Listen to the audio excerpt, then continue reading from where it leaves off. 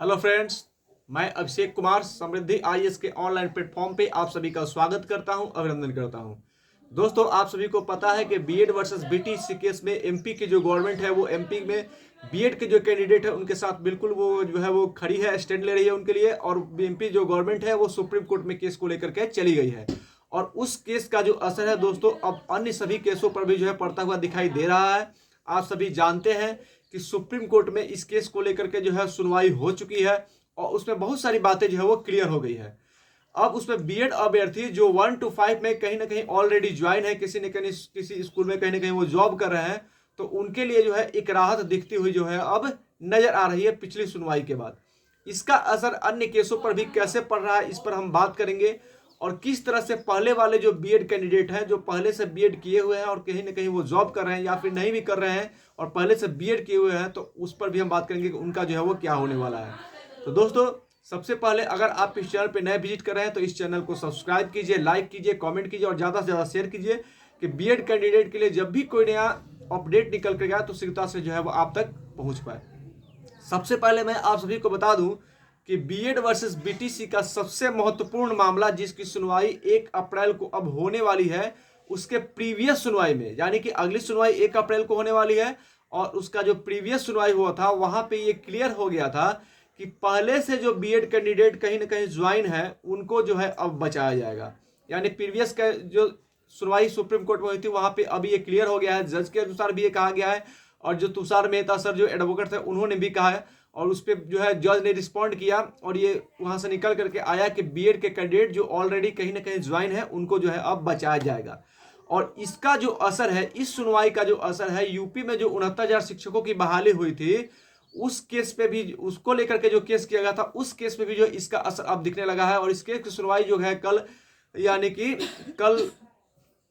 नहीं 20 मार्च को, कल 21 मार्च था, 20 मार्च को जिस केस की सुनवाई जो है हुई थी और उससे क्या अपडेट निकल के आया उस पर भी हम जो है दोस्तों बात करेंगे।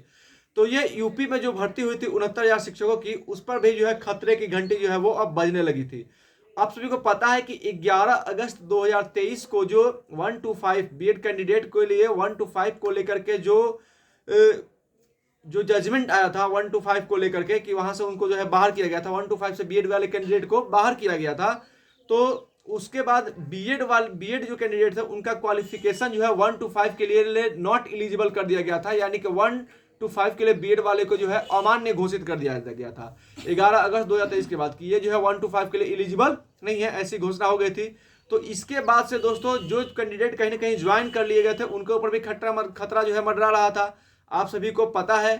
कि बीएड के कैंडिडेट जो बिहार में ज्वाइन किए हुए थे उनके ऊपर भी जो है खतरे की घंटी बजी, उनको जो है नौकरी से जो है बाहर कर दिया गया। तो इसको देखते हुए यूपी में जो 69,000 शिक्षकों की भर्ती थी तो उनके ऊपर भी जो है खतरे की घंटी जो है बजती हुई दिखाई देने लगी थी। लेकिन सुप्रीम कोर्ट की जो लास्ट सुनवाई हुई थी जिसके बारे में हम बात कर रहे हैं, तो सुप्रीम कोर्ट की लास्ट सुनवाई के बाद जो है ये सारे जो मामले हैं इसमें जो है डिसीजन अब पलटता हुआ दिखाई दे रहा है, यानी कि बदलता हुआ दिखाई दे रहा है और अब चीजें जो है वो बीएड वाले कैंडिडेट के पक्ष में होती हुई दिखाई दे रही हैं। और उसी हियरिंग के बेस पे, लास्ट जो सुनवाई हुई थी उसी हियरिंग के बेस पे ऑलरेडी जो बीएड कैंडिडेट कहीं ना कहीं ज्वाइन किए हैं उनके अगेंस्ट होने वाले सारे केसेस को जो है वो डिस्पोज किया जा रहा है या फिर विड्रॉल किया जा रहा है उस केस की सुनवाई के बाद। जैसा कि यूपी में 69,000 शिक्षकों की भर्ती के मामले को लेकर के जो केस किया गया था उसकी सुनवाई 20 तारीख को होने वाली थी और उस केस को जो है दोस्तों जो है डिस्पोज कर दिया गया। ये बड़ा अपडेट है, मैंने कहा था स्टार्टिंग में, थंबनेल पे भी बताया था कि इस केस के चलते जो है अन्य केस के ऊपर इसका प्रभाव पड़ रहा है। तो ऐसे ही 69,000 शिक्षकों की भर्ती को लेकर के जो केस किया गया था उनके ऊपर जो खतरे की घंटी बजी थी तो वो केस जो है अब डिस्पोज कर दिया गया है, यानी 69,000 शिक्षकों की भर्ती का केस जो है अब डिस्पोज कर दिया गया है दोस्तों। तो अब जो है पहले से जो कैंडिडेट कहीं ना कहीं अपॉइंट थे बीएड कैंडिडेट, उनको जो है अब रखने की बात हो रही है, यानी कि सुप्रीम कोर्ट ने उस दिन कहा कि पहले से जो है